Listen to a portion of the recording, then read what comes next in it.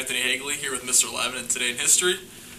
And would you have an answer for our question from last week? Well, if you remember, the question was that in 1783, a famous general went before some of his rebellious officers and urged them not to take any political action against their country's government.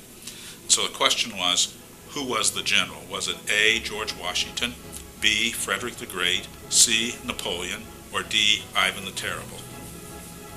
And the answer to that question? Well, the general took out a pair of glasses and put them on and said, "Gentlemen, you'll forgive the spectacles.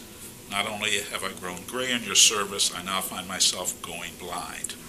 And it was George Washington, one of his greatest moments. And what do you have for us today on March 22nd? Okay, on this date, 1934, the first Masters golf tournament began in Augusta, Georgia. In 1872, Illinois became the first state to require equality of opportunity in gender hiring.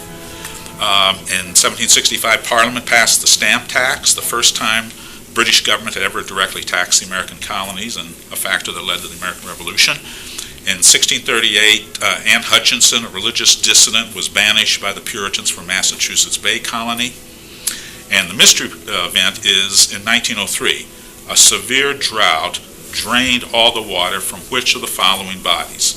A, Niagara Falls, B, Lake Michigan, C, the Colorado River, or D, Lake Tahoe, Nevada. You can find out the answer next week on Today in History.